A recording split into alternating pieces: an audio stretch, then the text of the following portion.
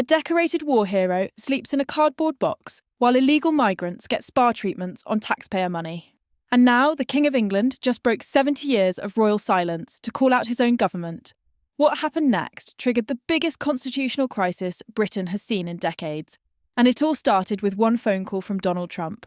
This is the story mainstream media doesn't want you to hear. Here's what really went down.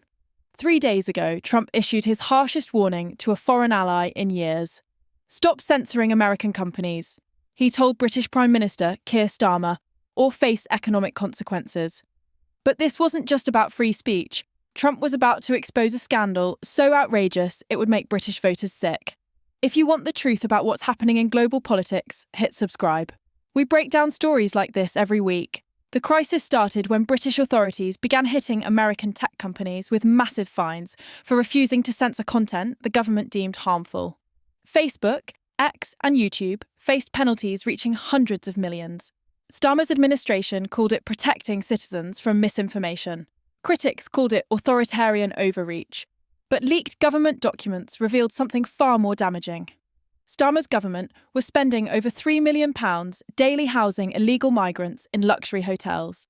We're talking 4-star accommodations with heated pools, spa services, and premium room service. The leaked files showed the average cost per migrant per night was £340, more than most British families spend on weekly groceries. Meanwhile, James Patterson, a Royal Marine who served 3 tours in Afghanistan, was found sleeping in a cardboard box outside a London McDonald's. His military medals were still pinned to his jacket. A handwritten sign next to him read, "Veteran, please help." Patterson had survived an IED explosion that left him with chronic pain and PTSD.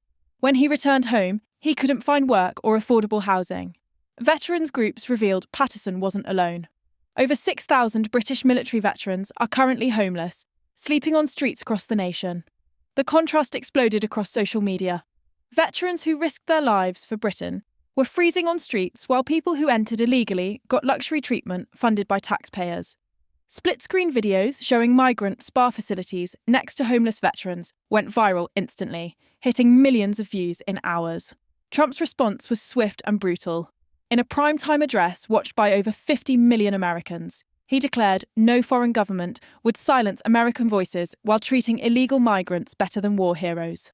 His exact words sent shockwaves through financial markets. Britain has forgotten what it means to honour those who serve.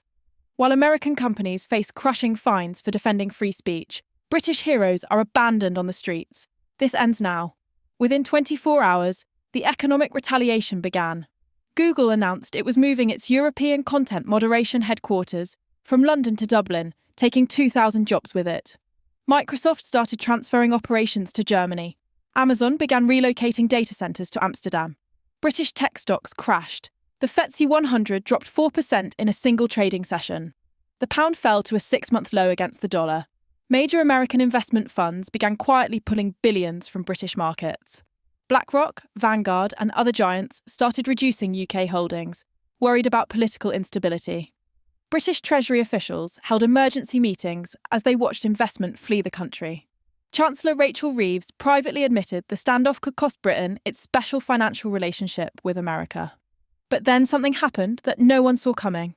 At a veterans' charity gala in Westminster, King Charles III delivered what royal watchers are calling the most politically charged speech by any British monarch since World War II. Those who have served this nation with honour and courage, Charles declared, his voice carrying unmistakable authority, deserve our care and protection before all others. Before all others. The emphasis wasn't accidental. Royal insiders confirmed it was a direct shot at Starmer's migrant hotel policy, delivered with the full weight of the crown. The room fell into stunned silence. Cabinet ministers looked visibly uncomfortable. Opposition MPs frantically took notes, realising they were witnessing history. Palace sources later revealed Charles has been quietly funding emergency shelters for homeless veterans using his personal fortune. For the first time in modern British history, the constitutional monarch appeared to publicly side with a foreign president against his own prime minister. The political implications were staggering. Social media erupted. The hashtag veterans first hit 2.5 million posts in 48 hours. TikTok videos contrasting luxury migrant hotels with homeless veterans sleeping in doorways spread faster than government spin doctors could respond. Instagram posts featuring homeless war heroes gained millions of engagements. But the real power came from the streets. Massive protests filled Westminster Square, Trafalgar Square, and Parliament Square simultaneously. These weren't fringe demonstrations. Ordinary British families, veterans groups, serving soldiers, and working-class citizens demanded accountability. Their chant echoed off government buildings, homes for heroes, not hotels for migrants. The visual impact was devastating. British veterans in wheelchairs, some missing limbs from combat, held signs asking why illegal migrants receive spa treatments while they sleep rough. Sarah Mitchell, whose son died fighting in Afghanistan, spoke to the crowd with tears streaming down her face. "My boy gave his life for this country, and now this government treats people who break our laws better than the heroes who defended them." Police closed Westminster Bridge as crowds swelled larger each day. Traffic throughout central London ground to a halt as protesters refused to move until the government addressed veteran homelessness. Inside Westminster, Starmer's government entered full crisis mode. Cabinet meetings devolved into desperate damage control and shouting matches between ministers. 3 junior ministers privately warned Starmer his policies had become politically toxic. Defence Secretary John Healey reportedly slammed his fist on the table during one meeting, demanding immediate action on veteran housing.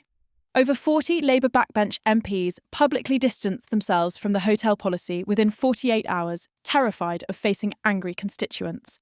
The political theatre reached its peak during Prime Minister's questions. Conservative MP Sarah Henderson stood holding a photograph of James Patterson sleeping rough outside that McDonald's. "Can the Prime Minister explain?" Henderson demanded, as the chamber fell silent. "Why silencing American companies matters more than giving this decorated war hero a warm bed." Starmer's response was painful to watch. He stumbled through prepared talking points, constantly checking notes while MPs hammered him with moral outrage. For several excruciating minutes, he looked like a man who had completely lost control. Opposition leader Rishi Sunak delivered the knockout blow. "When your monarch has more moral clarity than you do, it's time to go." The global response was swift and brutal. Australian Prime Minister Anthony Albanese publicly questioned Britain's censorship policies. Canadian officials expressed concerns about Britain's approach to free speech and veteran care. International headlines were savage. The New York Times ran, "Britain betrays its heroes while silencing free speech." The Wall Street Journal published, "When kings must shame prime ministers." American investors pulled hundreds of millions from British markets daily. Tesla reconsidered plans for a UK battery factory. Apple moved operations to Ireland. Netflix relocated content divisions to Amsterdam. Financial experts warned Britain could lose its status as Europe's financial centre if the crisis continued. The pound kept falling against major currencies. This transcended normal political opposition. When both a foreign president and your own constitutional monarch publicly question your moral judgment, you're facing a complete legitimacy crisis. The visual narrative dominating every screen told an undeniable story. Government-funded spa suites with premium room service contrasted against cardboard boxes and war heroes begging for food. Veterans advocacy groups gained over 500,000 new members in 2 weeks. They organised boycotts, raised millions for homeless veteran shelters, and created viral content reaching tens of millions daily. Inside Downing Street, sources described complete panic. Ministers once loyal to Starmer quietly began planning escape routes. Labour officials started private discussions about whether Starmer could survive until the next election. Polling showed Labour dropping to levels not seen since 2019. Nigel Farage's Reform UK surged in working-class constituencies as traditional Labour voters abandoned the party over veteran issues. Trump's warning wasn't really about free speech or trade policies. It was about fundamental moral clarity, the basic obligations governments owe citizens who served and sacrificed for their country. On that essential measure, Starmer failed so completely that his own constitutional monarch sided with a foreign president against him. That's not political defeat. That's historical humiliation that will define his legacy forever. The political earthquake continues accelerating. The aftershocks will reshape British politics, international relations, and conversations about free speech, immigration, and veteran care for years to come. Britain is watching a Prime Minister self-destruct in real time. And the world is taking notes about what happens when leaders abandon their moral compass. What do you think? Has Starmer crossed a line British voters will never forgive? Is this the end of his political career? Drop your thoughts in the comments. We read every single one. And if this story shocked you, share it with everyone who needs to see what's really happening. While mainstream media spins the narrative, we're bringing you the raw moment truth that shattered that's reshaping Keir British Starmer's politics. carefully